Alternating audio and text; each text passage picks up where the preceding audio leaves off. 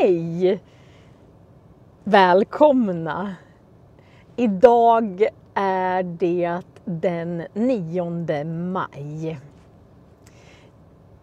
Jag kan inte köra live eftersom jag ska åka ända till Östersund. Och det tar 1,5 timme till Östersund. Och sen tänker jag stanna på olika ställen på vägen. Då kör vi. Jag har säkerhetsbältet på. Jag ska lägga in backen. Jag hoppas att micken gör så att inte motorljudet hörs så himla bra. Starta bilen och backar. Jag har fäst kameran på backspegeln. Vi ska se hur det funkar. Så idag regnar det. Det är inte så kul när det regnar. Det är röd dag i Sverige. Det är nog röd dag i väldigt många länder. Förut när jag tror det var 2005 var senaste gången. Men då åkte jag väldigt ofta till Frankrike just den här helgen med elever. Och idag så fattar jag inte riktigt hur jag vågade. Så vi åkte på fredags eftermiddagen. Alltså som förra fredagen åkte vi ungefär.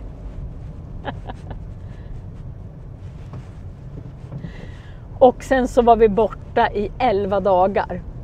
Vi åkte buss till Frankrike ifrån oss. Och det är ganska långt att åka buss härifrån till Paris. Så vi åkte vid 5-tiden. Och klockan 10, alltså vi åkte 5 på eftermiddagen. Och klockan 10 dagen därpå på morgonen så var vi i Köpenhamn. Så då stannade bussen och så sov de i en hel dag. Så då fick jag och alla mina elever gå i Köpenhamn en hel dag. Och sen startade vi klockan 5 igen. Och då var vi framme i Paris klockan 10 på morgonen. Nu ska vi se, nu är det en bil som har stannat mitt i vägen. Jag kör försiktigt. Alltid. Ja, det kanske inte är så jättefint att titta. Men man får en känsla av hur husen ser ut i alla fall. Jag hoppas att vi kommer att se renar på vägen. Inte på vägen, men när vi kör. Här står det att Duveds station och Duvedsgården. Här är centrum i Duved rakt fram. Nu ska jag köra och sen är det ganska nära till backarna som ni ser.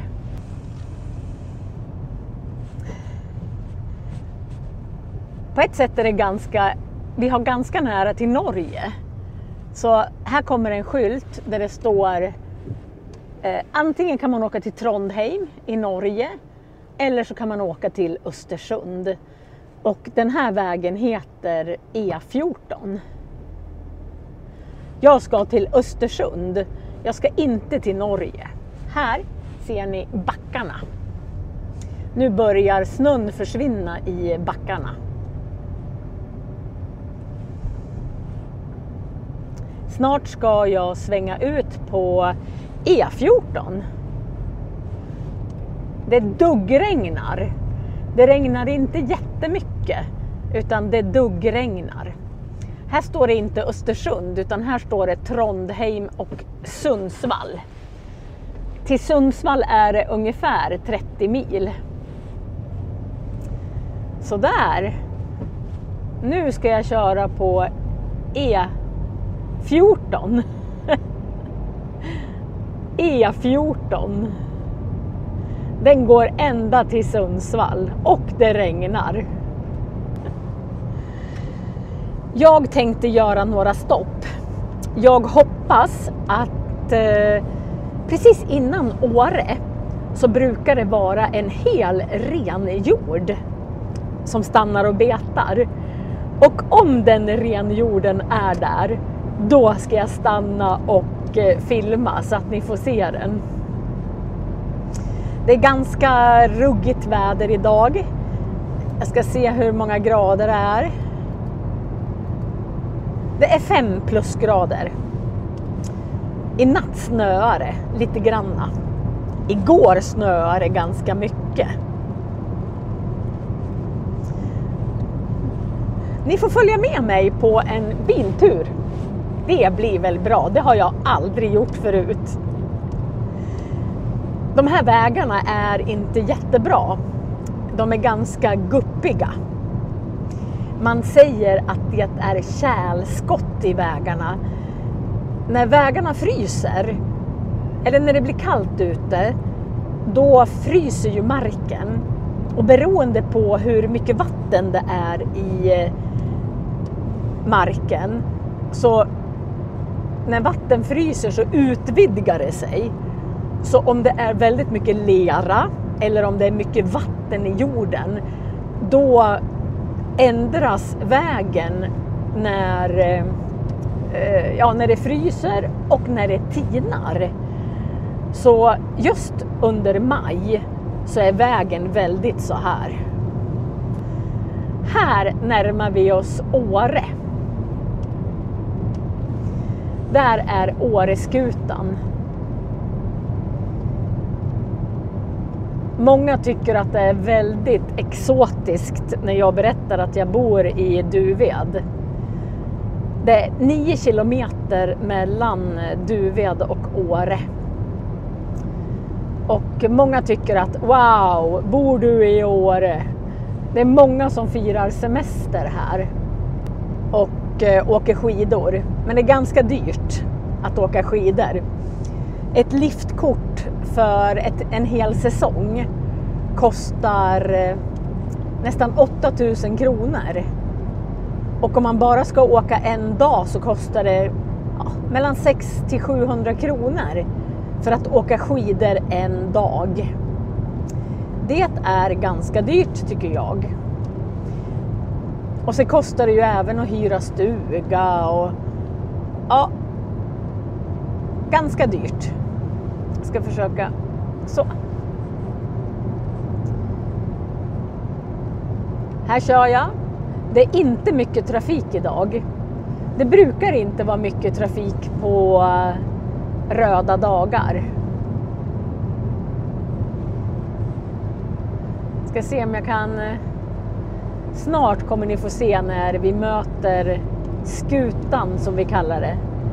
Skuta, det är ju också ett skepp. Jag vet faktiskt inte varför den heter Åreskutan. Det är som om den skulle heta Åreskeppet. Här kommer Åre. Och jag kör i 80 kilometer i timmen. Det är 80 kilometer i timmen här. Man ser att det finns moln där. Det är moln inte så högt upp.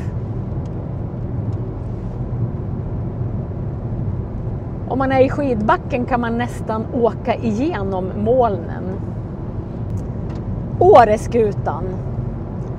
Hit kommer det så 100,000-tals turister som åker skidor på vintern. Ganska otroligt. Nu ska vi se. Alldeles snart kommer vi utefter den här sidan av vägen brukar renarna vara. Jag ska se om jag ser några renar idag. Det vore ju roligt om man såg lite renar. Eller vad tycker ni? Det är samerna som har renar.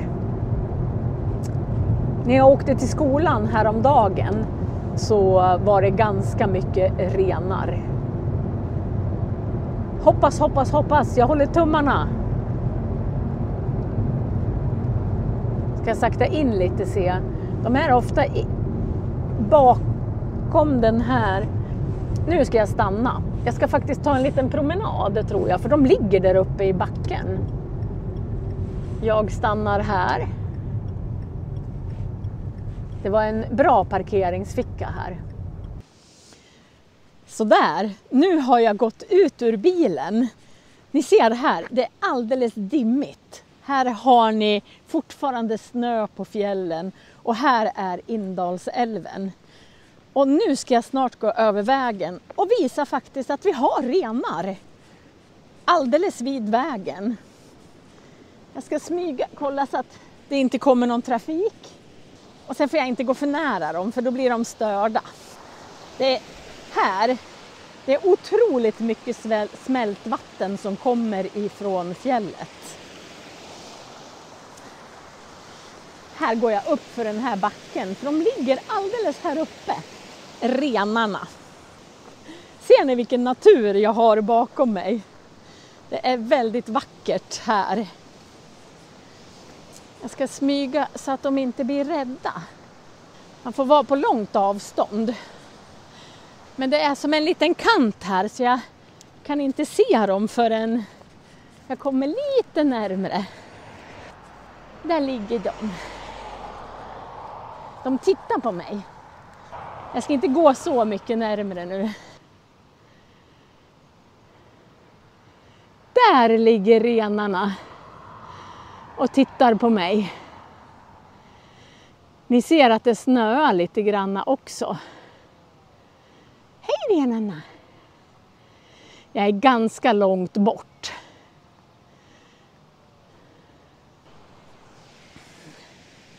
Där borta står min bil.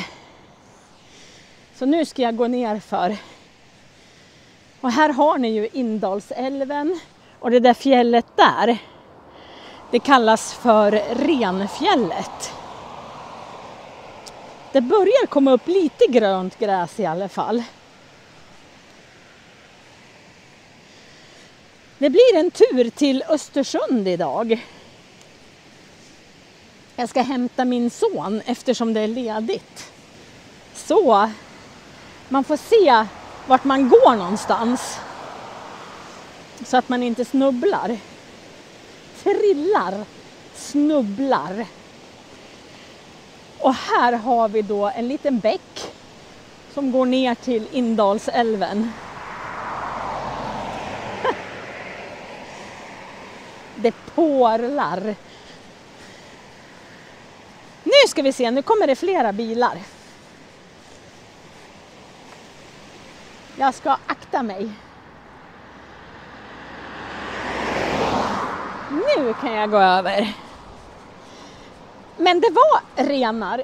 Det finns renar på flera ställen på väg till Östersund. Så man får vara försiktig så att man inte kör på dem. De smälter in lite grann i landskapet, renarna.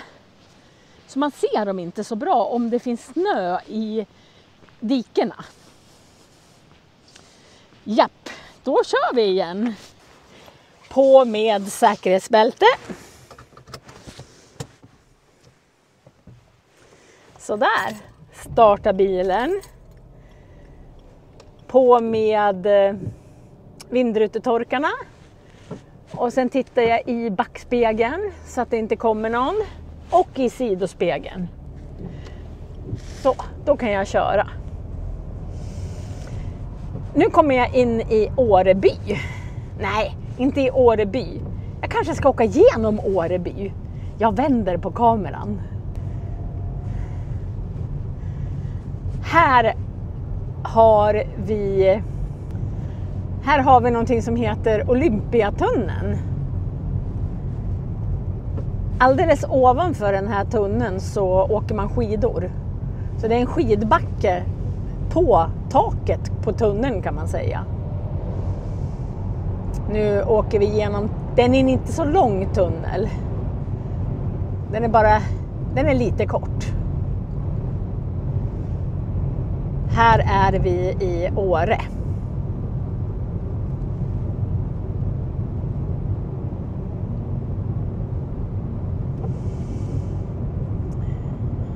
Jag måste ha vindrutetorkarna på eftersom det regnar idag.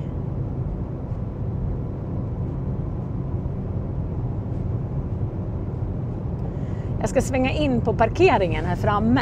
För här framme finns kabinbanan. Den har funnits länge i Åre. De ska faktiskt riva den, tror jag, och det tycker jag är synd. Eftersom den är som ett landmärke i Åre. Den är som alltså det är det man tänker på när man är i Åre. Nu svänger jag vänster för att komma till kabinbanan. Nu är det inte många bilar som står här. På vintern så är det helt fullt. Och det är ganska roligt, för om ni läser vad som står där. Här är kabinbanan. Det är Dalstationen, alltså den här stationen, den är 421 meter över havet. Och om man åker ända upp till toppen med den här, då är det 1274 meter över havet. Det är ganska mycket. Så där, då vet ni att kabinbanan ligger 421 meter över havet. Då kör jag ner och kör genom byn, tror jag. Här ser ni slutet av en backe, men nu är det ganska lerigt där. Det är inte några som åker skidor nu för att backarna har stängt.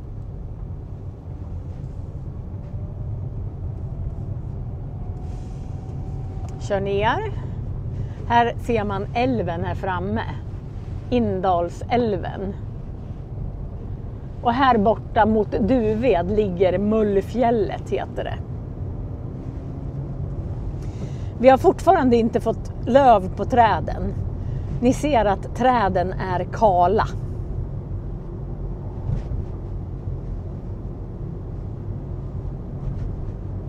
Inte mycket turister nu. Många har flyttat härifrån. Därför att de jobbar här en säsong.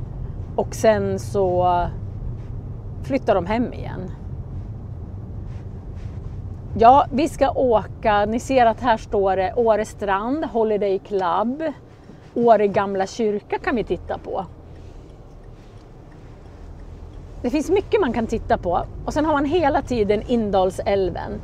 Fast den här delen av Indalsälven kallas ofta Åresjön. Fast egentligen är det ingen sjö, utan det är Indalsälven.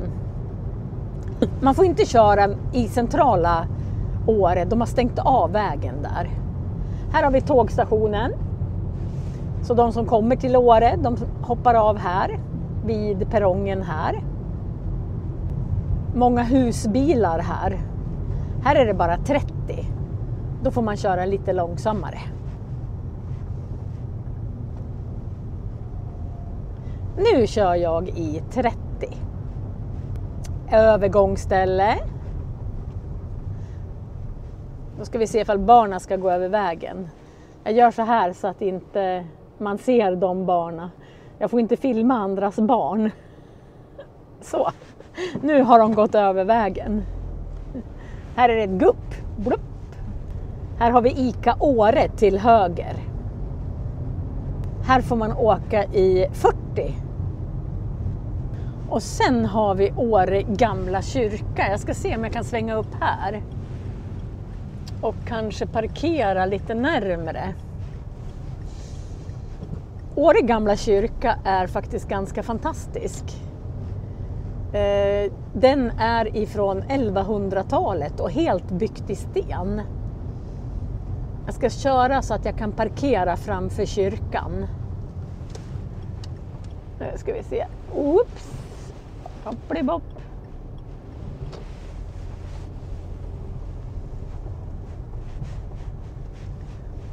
Jag ska se om jag kan parkera här kanske.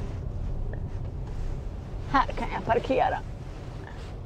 Precis mitt framför kyrkan. Så, då ska vi gå in och titta på den. Nu har jag de snötäckta fjällen bakom mig. Och sen har jag Åre kyrka framför mig.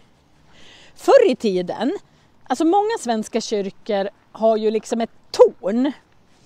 Men förr i tiden så kunde de inte bygga så högt. Så ni ser att taket är ganska platt. Och sen ställde de kyrkklockan med tornet bredvid. Så är det väldigt ofta i Jämtland. Okej, här är Åre gamla kyrka.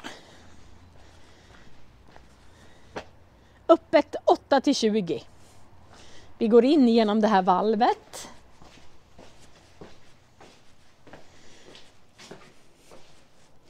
Här står det lite fakta om Åre gamla kyrka. Åre gamla kyrka är en tornlös romansk stenbyggnad från omkring år 1200. Den är ombyggd och förlängd under mitten av 1700-talet. Varvid det ursprungliga koret förändrades till sakrastia. Ja, ni kan pausa här om ni vill och läsa. Då fortsätter vi. I den här kyrkan är min äldste son döpt.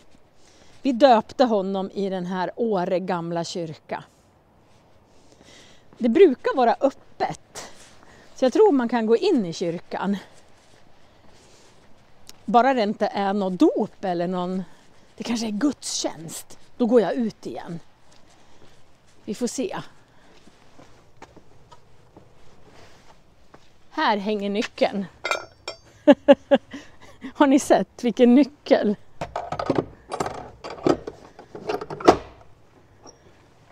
Vi smyger in här. Här är ett träd som man kan sätta upp värmeljus i och tända eldar. Eller tända ljus, inte eldar. Har ni sett vilka djupa fönster?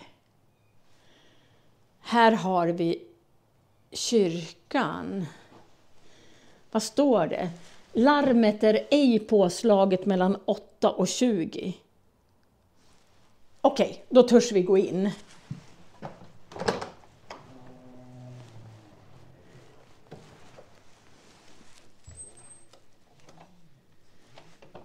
Här har vi en väldigt liten kyrka. Jag är alldeles ensam här. Jag tycker om när det är målat nummer och så här. Ni ser, det är en gammal kyrka. Det är stenväggar och ganska djupa fönster.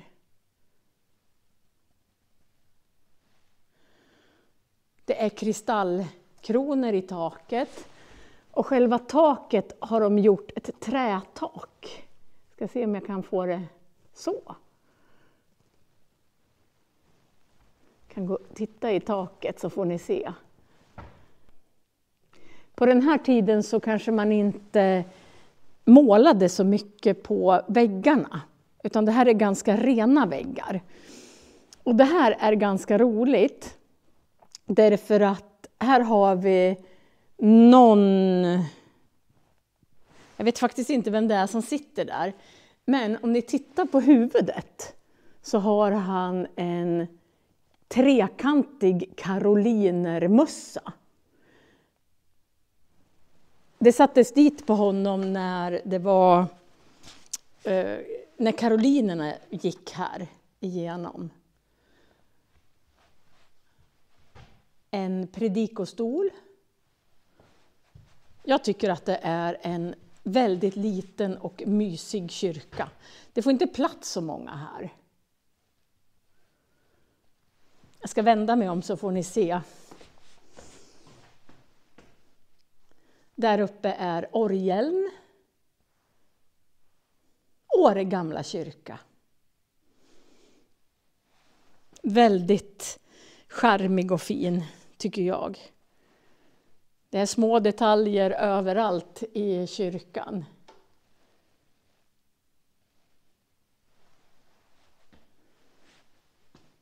Ja, då har vi stannat. Vi kommer stanna på flera ställen. Här har ni olika målningar på läktaren. Jag kommer stanna på flera ställen. Nu ska jag gå ut. Jag tycker att det är ganska otroligt att det är öppet. Nu ska jag stänga här.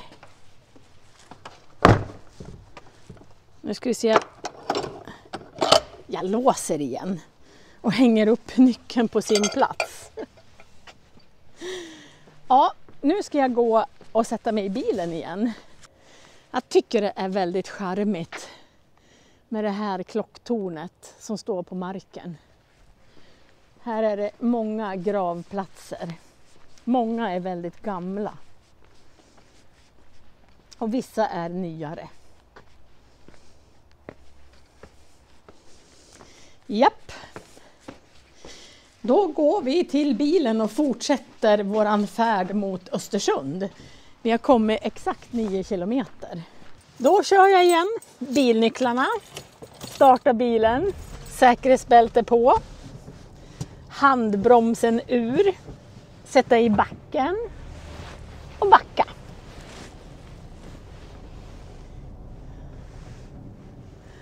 Så där. Då fortsätter vi att köra mot Östersund. Det är inte mycket folk här. Inte alls. Nu vänder jag så att ni kan se vart jag kör någonstans. Här finns det många parkeringar. Men nu är det väldigt tomt. En och en annan husbil finns det. Det är allt. Ska vi se vart jag kan köra ut någonstans. För ett år sedan så blev det, eller det är mindre än ett år sedan. Det var i augusti tror jag, så blev det, vi har en bäck som går igenom byn som heter Susabäcken. Och det regnade så väldigt mycket i somras. Så det blev översvämning. Och då ramlade en väldigt stor sten ner och satte sig i vägen för loppet så att det blev en otrolig översvämning. Jag ska lägga in några bilder på det här så att ni får se översvämningen i Åre.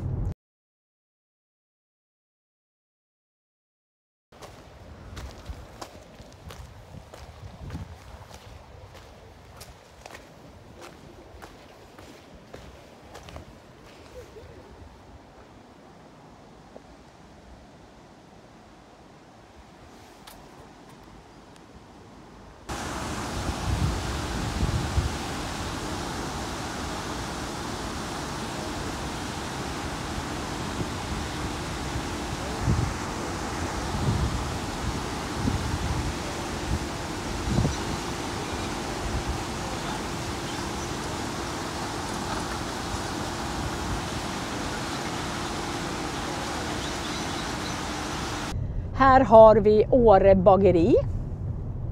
Här.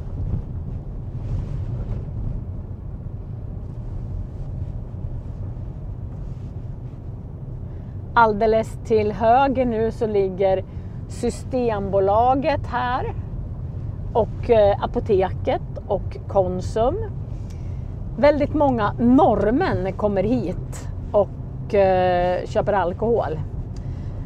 De köper, för det är väldigt mycket billigare här, de köper läsk och godis och alkohol och kött. Så vi har en stor gränshandel i Åre. Jag kör fortfarande genom Åre, jag har inte kommit ut på E14 än. Och ni ser vad många röda hus där. Röda hus med vita knutar. Det är väldigt vanligt. Och Indalsälven kör vi bredvid. Det är ganska mycket vatten. De har varnat, det är gul varning för höga flöden i alla bäckar och så. Och även i Indalsälven är det ganska höga flöden. Vi kommer snart komma ut på E14. Jag vet inte hur många av er som har varit i Åre. Jag vet inte hur många som tycker om att åka skidor. Så där, nu är det snart slut på den här vägen. Och här är det en stoppskylt. Man måste stanna i Sverige och säkert i övriga också. Man ska räkna till 1001, 1002, 1003. Man ska stå still i 3 sekunder. En gång gjorde inte jag det. Det var mitt i natten och vi hade varit på en 40-årsfest. Och så stannade jag inte riktigt i 3 sekunder. Då kom det en polis efter mig med lamporna på och stannade oss. Och så fick jag blåsa, för då trodde de kanske att jag hade druckit alkohol mitt i natten. Men det hade jag inte. Och tydligen så kan man få böta upp till 8000 kronor om man inte stannar vid en stoppskylt. Här är en cykelväg. Den är väldigt ny. Vi har inte haft cykelväg där, så den invigdes faktiskt förra helgen tror jag det var. Här är det lite mer trafik. Det är fortfarande is. Om ni ser på Indalsälven så är det is. Jag tycker det är väldigt vackert här med, om man tittar lite längre fram så ser man alla små hus som är på fälten. Men man brukar inte säga fält utan man säger läggdor här. Inte fält men läggdor. Jag ska stanna på en parkeringsficka här uppe för nu ringer min son och det är han som bor i Östersund och det är honom jag ska hämta, så jag måste stanna på den här parkeringsfickan och svara. Nu kan jag svänga ut igen. Det är bra att det finns många parkeringsfickor. Nu vet jag inte om naturen är så fin. Det är väldigt fint när man åker genom Åre. Men när man har åkt förbi Åre, då är det röda stugor. Man ser Indalsälven, precis samma som ni redan har sett. Nu kör jag igenom Björnänge, heter det. Då kan man svänga upp till vänster och här uppe finns väldigt många skidbackar och väldigt många har sina hus här. Men det är väldigt många hus här uppe som ägs utav andra. Inte av sådana som bor här utan utav människor som har köpt hus här. Och vi kallar dem för kalla bäddar. De är inte här speciellt ofta. Vissa har köpt ett hus för flera miljoner och så är de bara här några veckor per år. Det är lite galet tycker jag. Jag åker förbi Åre chokladfabrik. Åre choklad, den kan man köpa i hela Sverige. Nu är det 80 igen. Då får jag köra i 80. Jag har en farthållare på min bil. Det tycker jag är skönt därför att det är ganska många fartkameror. Och om jag sätter farthållaren på 80 då kör jag ju inte för snabbt. 2016-2017 så hade vi en kille ifrån Syrien som bodde hemma hos oss, Osama. Och första gången han hörde ordet fartkamera då höll han på att skratta ihjäl sig. Därför att på engelska så betyder a fart, det betyder en fis, alltså en prutt, att man släpper sig. Och då tyckte han att det var så roligt att det fanns någonting som heter fartkamera. Om man kör förbi där så får man inte fisa. Lite galet. Vi skrattar så vi höll på att storkna, brukar jag säga. Jag har vindrutetorkarna på. Det regnar. Inte så fint väder idag. Jag ska pausa en stund nu tills vi kommer till Ristafallet. Nu är vi i, tror det eller ej när man läser på skylten som står där framme. Nu är vi i Holland med Å. Alltså vi har England och Holland här. Och jag tror att det kom människor ifrån England och Holland och sen så döpte de sina byar till just det namnet därifrån de kom. Vi ska snart svänga ner till Ristafallet. Snart kommer det en skylt där det står Ristafallet. Alldeles här framme. Så ska vi svänga in mot Ristafallet. Oj, oj, oj. Jag har en bil bakom mig men den får stanna. Nu kör vi över. Det är en väldigt liten bro här. Men här kör vi över järnvägsspåret.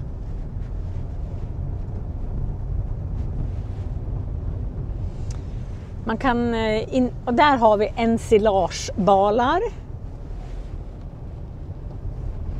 Vi kör på en liten, inte så liten grusväg, men dock en grusväg. Det är inte så långt ifrån vägen att komma till Ristafallet. Här säljer de ved. Jag tror varje sån där är 1 kubik ved. Här ska jag stanna. Oj, oj, oj, vad det guppar. Här har vi en skylt på Ristafallet. Här har de en vägbom. Så man ska inte kunna köra ner till Ristafallet med bil. Och här finns det faktiskt en camping. Det är 225 meter till Ristafallet. Vi går. Då har ni fått se de 2 största vattenfallen i Åre kommun tror jag. Här är det vackert. Här kan man se hur det forsar. Här framme. Det är otrolig kraft i vattnet. Här kommer älven. Det går en serie på Netflix nu med Ronja Rövardotter. Och många av scenerna spelas in vid det här vattenfallet. Här är det små stugor, små hytter som man kan hyra. Det är som en camping. Kanske ni kan åka hit på semester någon gång. Till Ristafallet. Ju närmare man kommer fallet. Men det är otrolig vårflod nu. Det är risk för, det sa jag tidigare, att det är gul varning. Därför att det är så otroligt mycket vatten överallt. Var ska vi gå då tro? Jag går, ni ser att det finns snö kvar. Man kan se här emellan.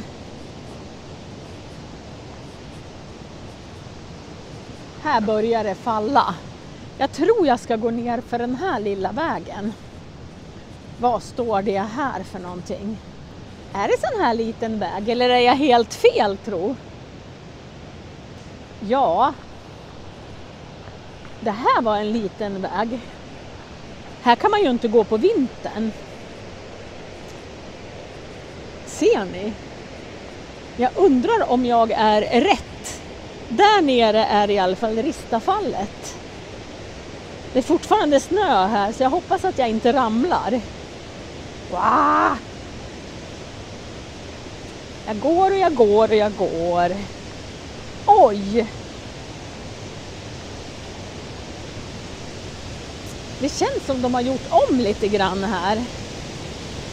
Här är en del utav Ristafallet. Oj! Vilka enorma mängder vatten. Wow!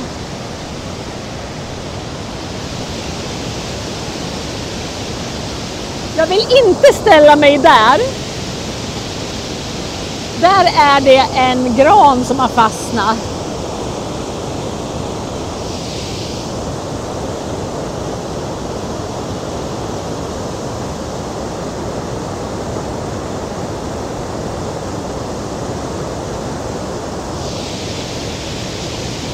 Ganska vackert. Jag går lite längre ut.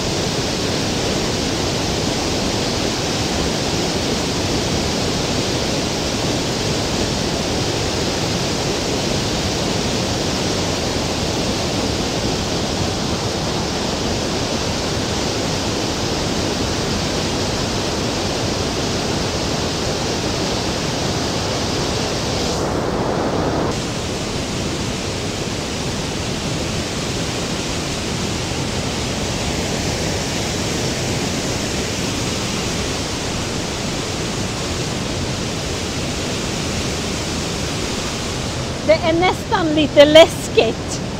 Det är nästan som man får svindel. Ah.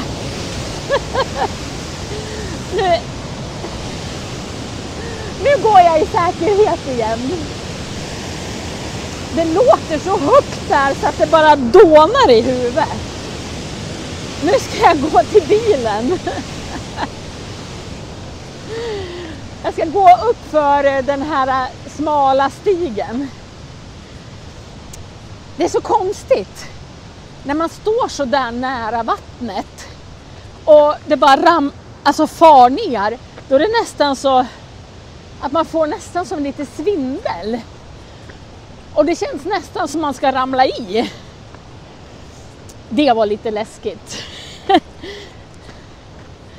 Nu ska jag gå tillbaka till bilen och fortsätta min färd till Östersund. Det var en brant backe. Alltså det är ju helt magiskt med natur. Man är ganska liten. Jag pausar och fortsätter min färd. Så där, då har jag gått upp för backen. 225 meter backe. Då får jag lite puls faktiskt. Nu ska jag åka ut på E14 igen. Först när jag var nere vid Ristafallet så var jag alldeles ensam. Men när jag gick upp mot bilen igen, då hade det stannat 2-3 bilar till. Och det kom ut ganska mycket folk. Så nu ska jag ut på E14 igen. Här är det bara en väjningsskylt. Så jag behöver inte stå still i 3 sekunder. Men jag tror jag måste göra det i alla fall. Nej, det kom inga bilar. Då kan jag köra. Nu åker jag förbi Åredalens folkhögskola. Det är en folkhögskola där man kan läsa olika ämnen. Det finns alla möjliga ämnen där. Man kan läsa till fritidsledare. Det finns en bibellinje där man åker på missionsresor. Om ni är intresserade utav Åredalens folkhögskola så kan ni googla det. Ligger väldigt vackert alldeles vid Ristafallet. När man åker förbi Ristafallet då kan man se hur det ryker av ånga i luften ovanför. Det är sådana otroliga vattenmassor som faller där. Otrolig kraft.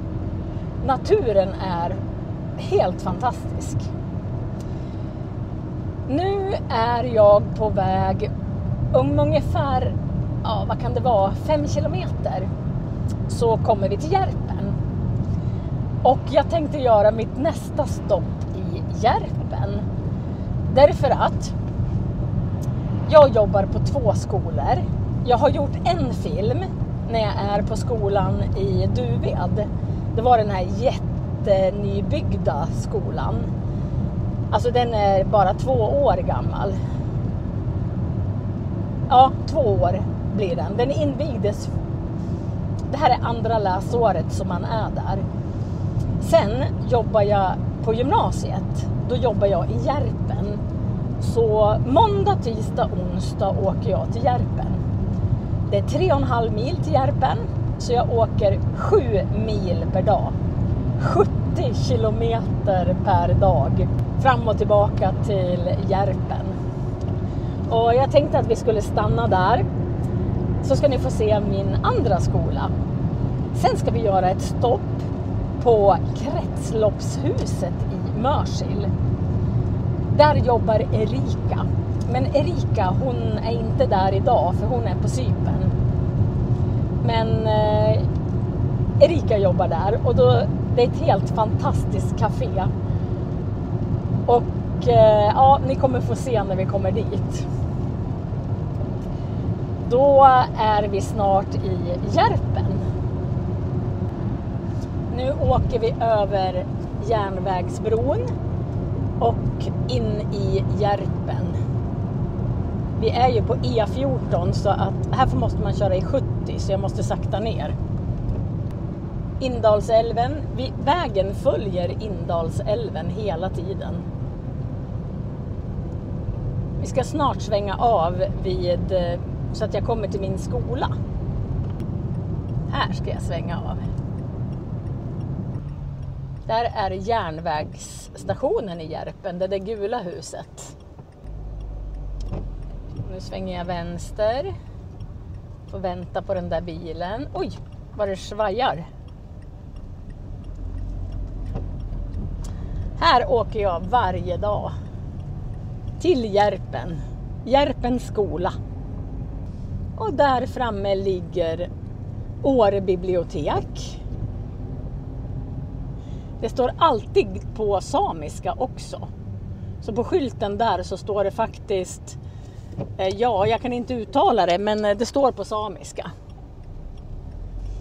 Så här är min skola. Jag ska svänga in på Borggården som det heter.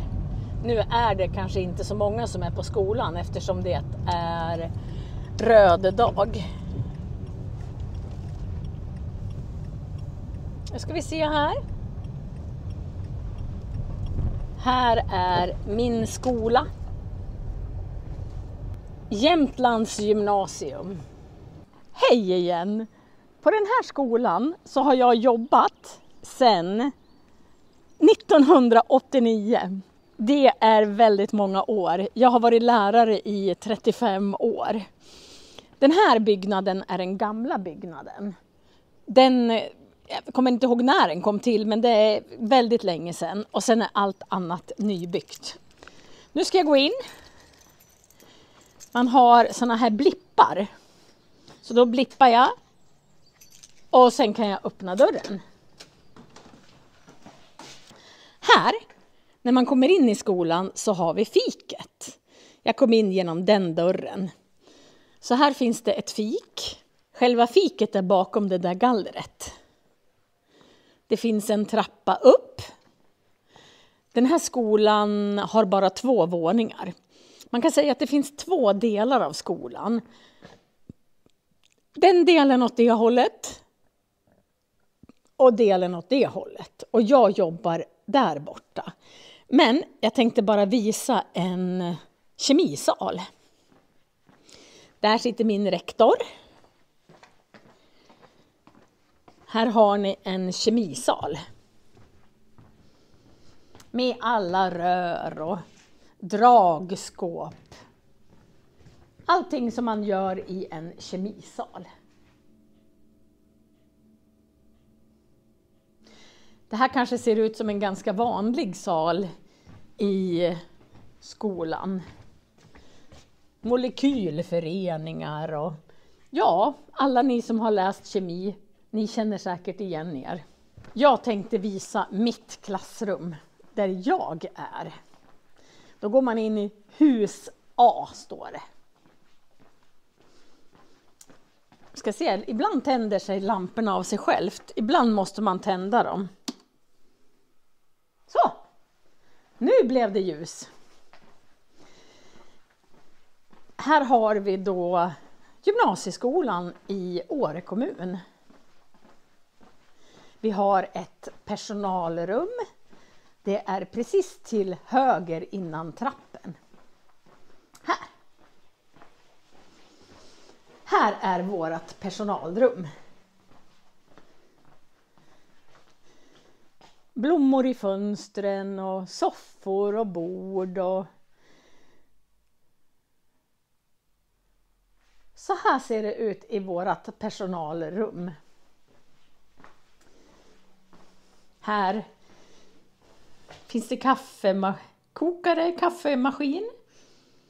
Och här sorterar vi pappersförpackningar, hushållssopor och plastförpackningar. Det finns 4 mikrovågsugnar. Vi är ganska mycket personal här. Då ska jag visa min sal. Vi går upp för trappen. Vi är ju ett skidgymnasium. Så det är väldigt många som går alpint, längd, puckel, skikross. Undrar just om jag fick med alla. Så vi har ett skidgymnasium. Nu ska jag gå bort till mina salar. Det här är i gamla delen.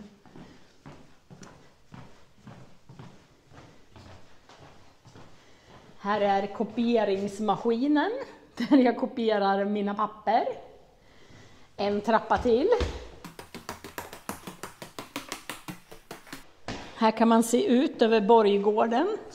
Det här kallas för Borggården. Där uppe har jag min parkering. Ska vi se, där är min parkeringsplats. Och här är min sal. Jag är i sal 33. Och jag försöker få mina elever att åka till Frankrike. 1 år i Frankrike. Då går vi in. Här är jag måndag, tisdag, onsdag. Jag har franska här. Det kan man se på de franska verben som är här. Ett gammalt skrivbord, men det funkar alldeles utmärkt. Här bak har jag mitt material.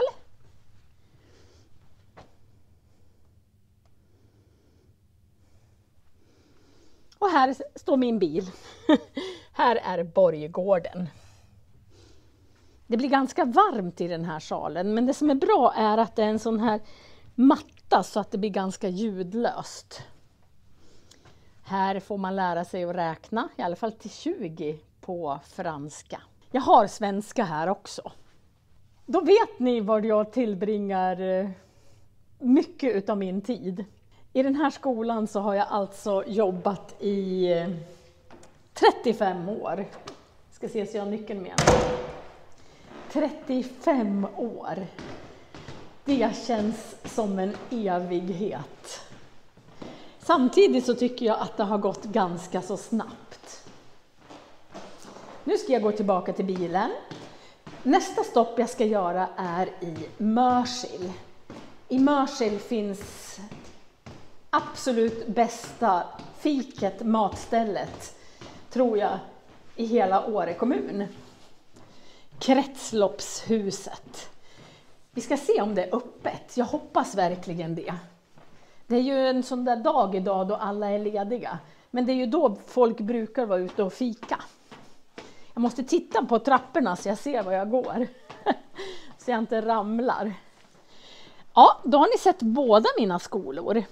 Om ni går in här nere i beskrivningen så tror jag att filmen heter, om ni tittar under live, så heter filmen Min arbetsplats. Det är den modernaste skolan tror jag i hela Sverige. Så får ni se hur den ser ut. Ja, då sätter jag mig i bilen och åker till Mörsil. Nu är jag i Mörsil. Och Indalsälven går även här. Indalsälven dominerar. Oj, nu tappar jag mina nycklar. Indalsälven dominerar hela vägen ända fram till Sundsvall. Så den går ifrån Duved ända fram till Sundsvall. Och nu är jag vid Kretsloppshuset. Här är världens gulligaste café. Jag ska visa trädgården lite grann. På sommaren så har de en jättefin trädgård här. Nu har det ju kommit lite vårblommor. Det som är roligt det är att där jag bor är växtzon 7-8 och här är det växtzon 5. Så bara några mil ifrån mig så är det en helt annan växtzon. Och här växer det massor med saker. Och på sommaren är det alldeles grönt och prunkande som man säger. Här har de en liten pool på sommaren. Och här brukar det vara massor med bin och humlor som får sitt vatten. Här kan man sitta och fika ute. De har öppet. Jag ska gå in och fråga ifall jag får filma.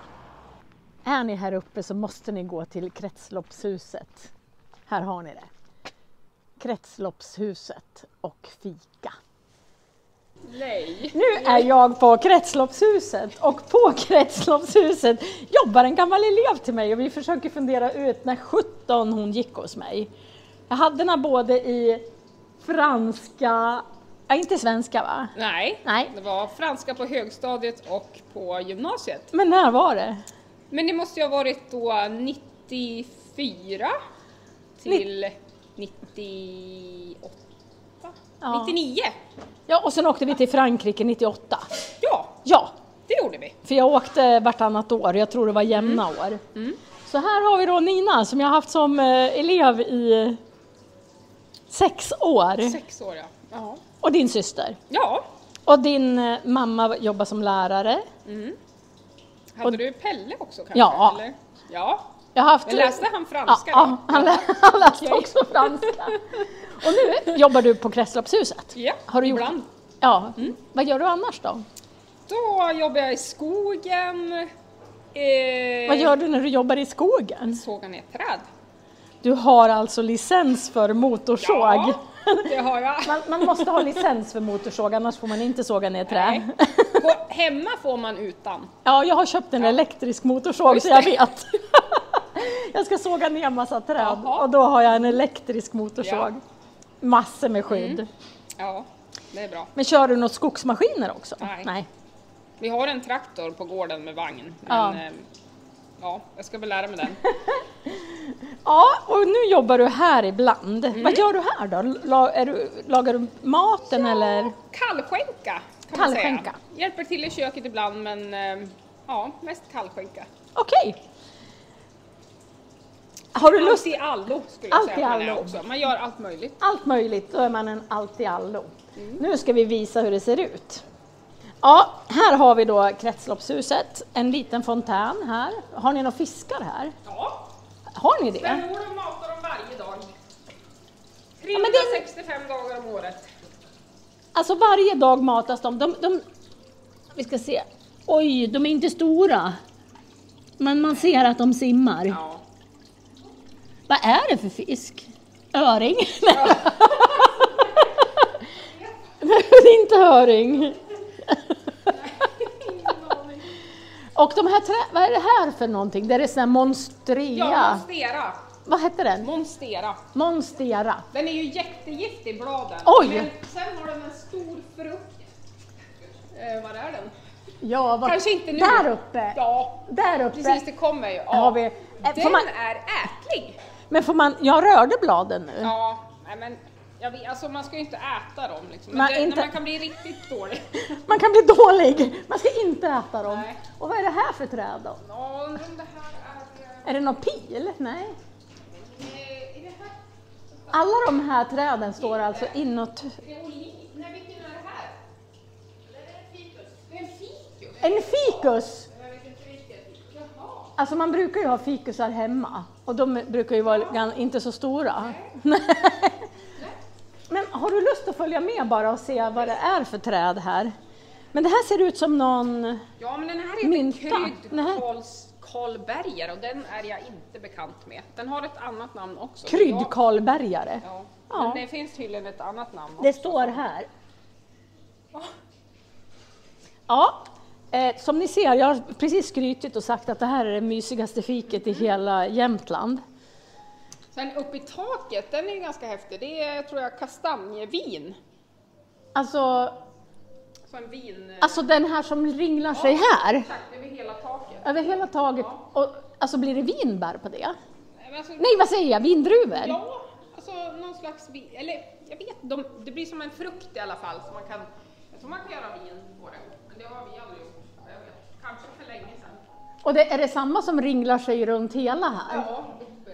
Men här är en annan. Det är en fikus också. Ja, det ser ut... Det står Kimballa ficus här. Där. Jag ser om det står... Ja, men titta här! Här står det Vin, ja. kastanjevin. Men gud, vilka... Ja, den är häftig. Alltså det ser ut som ett konstverk. Och här har ni en kamin. Det här är täljstenskamin. Här. Det här kallas för täljsten. Håller värmen bra. Det håller värmen bra. Ja, men nu eldar vi med En lampa. en lampa. Precis. Och jag tycker om de här gamla borden. Alltså de måste ju ha hittat allt det här. Alltså på överallt. Ja. Men jag har för mig att ni ska ha bananträd. Nej, kanske inte nu. Alltså jag är inte den som är bäst på det här med växter. Men alltså, Vi ska leta efter bananträd. det där är aloe vera. Men vad är det här? Vad är det här för träd? Det här ser ju ut som vilken konstig stam. Att den blir alldeles... Jo, men det här är en... Nej, det stod aloe Det där. där är ju aloe vera. Här är det som fredskalla, va? Den är ju ganska Fredskallan är väldigt stor. Ja. Jag har en liten en i en kruka. Ja, precis. Så det trivs ju bra här då. Och sen här inne har vi toaletten och här är det ju också massor. Ja. Får man gå in här? Jag Ja. tycker vi har vindruvor, men den är ju nerklippt. Men annars är det ju fikon och citron och... Men gud, den där växer ju... Där har vi ju frukter. Den här växer ju... Alltså den är ju så stor... För den här är ju aprikos, tror jag, om jag inte säger fel nu. Aprikos, det här måste ju vara fikon, va? Men det är nästan så att det krossar... Jo, men precis, den här är fikon. Okej, fikon. Och där bakom har vi en citron, men den är ganska nedklippt så den syns inte så bra. Och det här stora här var... Ja, det är väl aprikosträdet. Men hur... Alltså det växer ju ända upp i Ja, taket. här uppe ser man lite frukter komma. Så när man kommer på morgonen här, då brukar det vara ett nät här och då har det ramlat ner såna stora gula fina. Alltså när? På vilken tid på Ja, det år? kanske är augusti då, juli. Då kommer jag. Välkommen.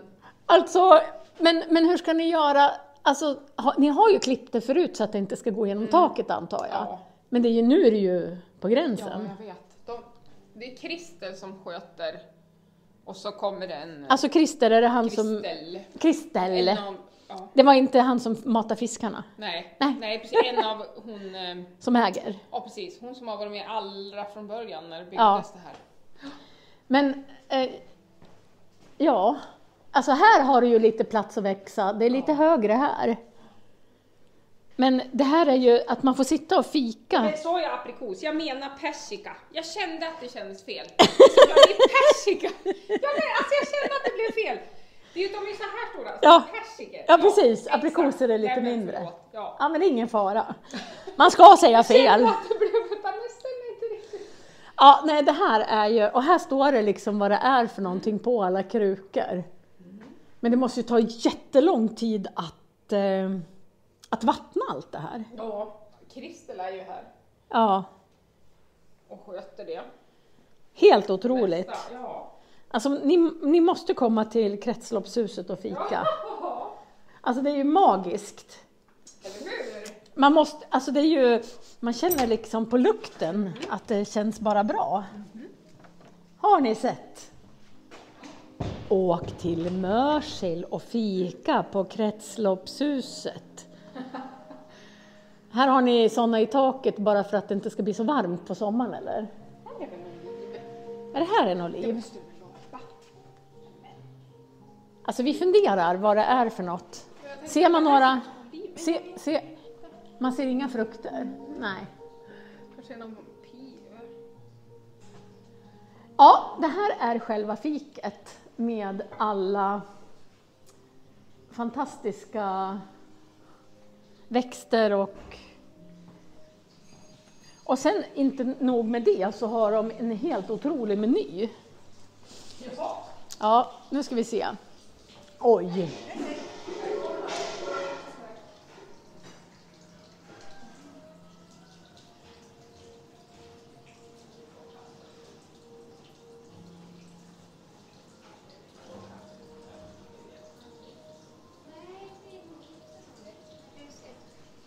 Ursäkta.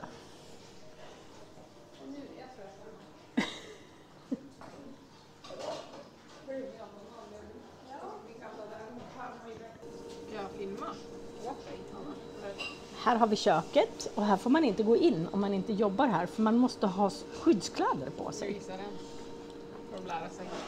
Det är sån här hygienzon. Endast omklädd personal har tillträde. Och jag är inte omklädd. Ett fint kök. De har även en butik till. Kommer mycket av det här ifrån, var kommer alla saker ifrån? Är det sådana som gör här eller? Olika platser. Nej, alltså vissa är härgjorda. Härgjorda. Det är ett bra ord. Men ja, Ankan har ju sin mathantverksdel. Då gör hon allt själv i huset bredvid. Okej. Det är ju det här. Och det är Till exempel kryddsirap, blåbärssaft, vinbärssaft, rabarberchutney, fikonmarmelad. Där det kommer ifrån. Nej, det är inte fikon här. Nej.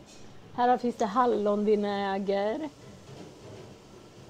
Det finns lingonketchup.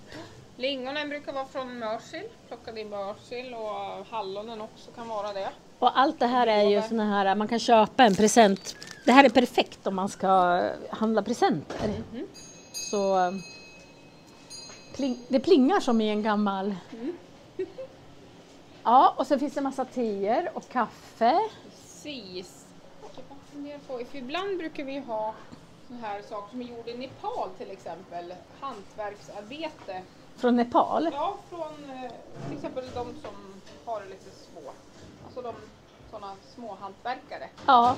Men nu vet jag kanske några. Ja, det här till exempel iris, men det är ju gjort i Sverige tror jag. Men det är ju sån här. Ja, ni tänker lite på de som har det jobbigt. Ja. Och här var det väldigt mycket djurgrejer. Ja. Jösses. Precis. De är ju handgjorda. Och hjälp, de är gjorda av trä. Ja. Jag trodde de var gjorda av plast. Nej. Alltså det är någon som har suttit och skurit ut de här för hand. Det är ju magiskt. Men jösses, handcarved. Ja, och sen här finns det olika skönhetsprodukter, body lotion. Och tvättmedel. Och tvålar. Och här har du kryddor. Jajamän, det är från ett tyskt företag tror jag, Sonnenthal. Det är väl, Österrike.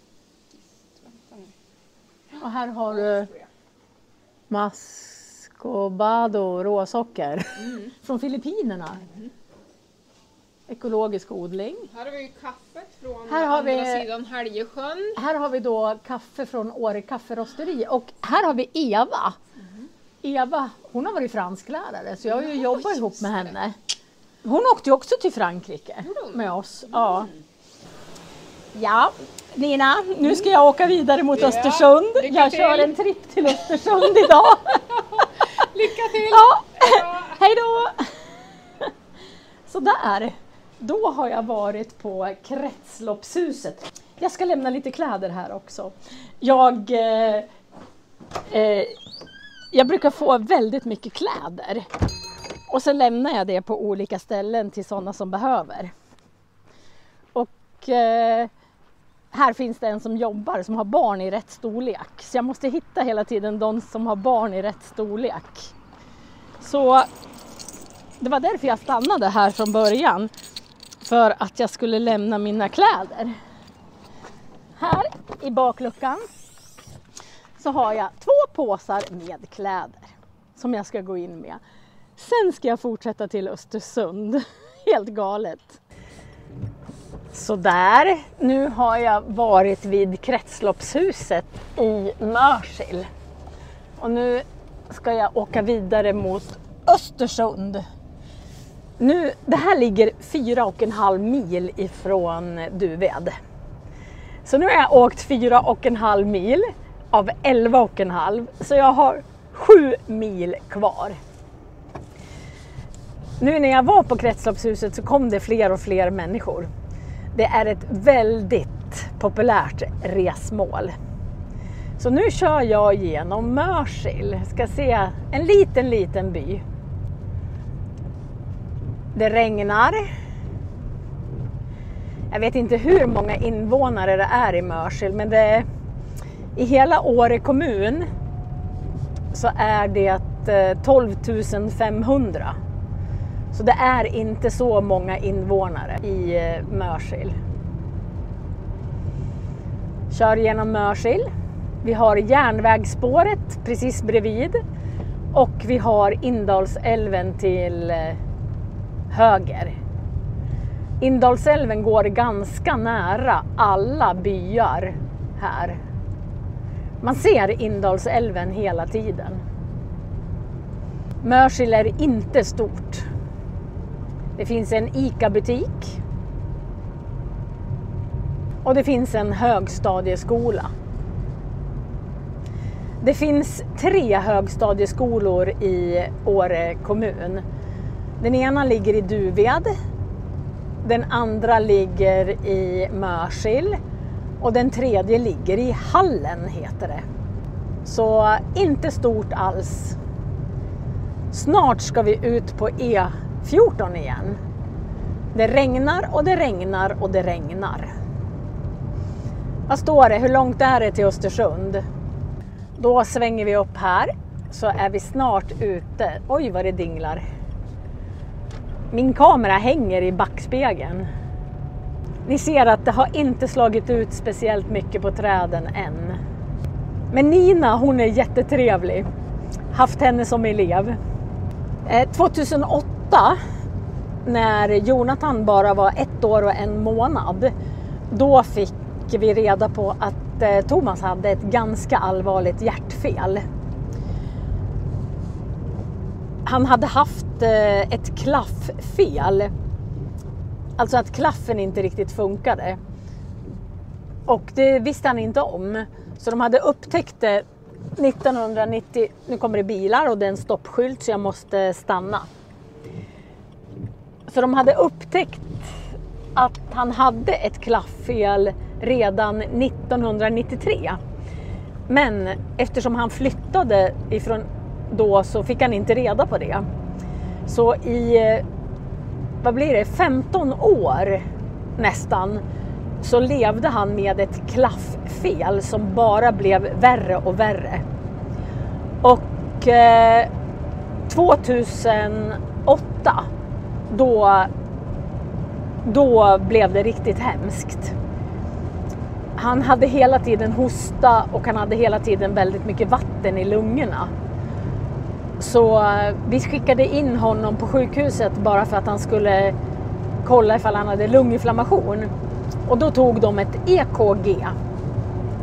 Och på det EKG så visade att det var ett så allvarligt hjärtfel så de körde direkt honom till Umeå. Och först tömde de honom på vatten. Så han fick något vätskedrivande. Och han gick ner 8 kilo på några timmar. Han hade alltså 8 liter vatten i kroppen därför att hjärtat orkade inte pumpa. När hjärtat pumpar så gör man ju av med vatten. Men om hjärtat inte kan pumpa så lagrar man vatten. Och sen åkte han till Umeå och skulle operera sig. Och då var det bara 50% chans att han skulle klara operationen. Och jag åkte dit och bodde i Umeå i en hel månad. Och just den dagen som han opererades var ju ganska tung eftersom jag visste inte om han skulle klara sig. Och det är ganska tufft när man har en 1-åring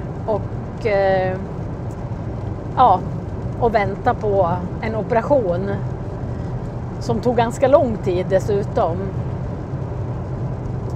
Så just då så pluggade hon pluggade nog i Umeå. Och hennes syster också. Och hennes syster pluggade till läkare. Och den dagen som han opererades, då turades de om och var med mig så att jag skulle slippa vara ensam. Ända tills operationen blev klar. Så Nina är en fantastisk snäll människa. Och hennes syster också. Nu gungar det lite här, men ni kanske blir helt sjösjuka när ni ska titta på den här filmen. Men vägen är ganska guppig. Så jag tycker mycket om Nina och hennes syster. Sådana människor som har hjärtat på rätt ställe. Ja, nu ska jag fara vidare. Jag ska visa hur vägen ser ut. Så här ser vägen ut nu. I stort sett ända till Östersund. Så nu tar jag en liten paus i filmandet. För det här är ju inte så roligt att se. Här åker vi förresten förbi en ganska roligt namn. På den här blå skylten här så står det att Semlan. Och Semlan är ett litet ställe. Det är inte ens en by kanske. Men det är roligt därför att jag älskar semlor. Och Semlan. Det är ju semla är som en tårtbit eller man ska säga, som är typiskt svenskt. Jag återkommer snart. Så där, nu börjar jag närma mig Östersund och ska alldeles strax hämta min son. Varför jag åker till Östersund? Det är därför att vi måste fixa hans cykel. Hans cykellås har frusit sönder under vintern. Så vi måste få ta sönder cykellåset så han kan använda cykeln igen. Men så här ser det ut här. Ja, här är det mera bilar. Det här är ett typiskt sånt där eller typiskt affärsområde som är utanför en stor stad. Och just det här området heter Lillänge. Lillänge. Och här finns det många olika affärer. I stort sett alla affärer finns här ute i Lillänge. Det är Jula och Elgiganten och byggföretag och Dollarstore och Rusta och XXL. Nu är jag nästan framme vid min son. Jag ska parkera strax utanför dörren för att han ska ta med sig en massa saker hem. Ja, den här resan tog ju nästan hela dagen. Jag och Jonathan var hemma igen klockan 4. Och jag åkte kanske vid 10-tiden. Det här är den längsta film jag någonsin har gjort. Vi ses i nästa film. Får se vad vi ska hitta på då. Hej då!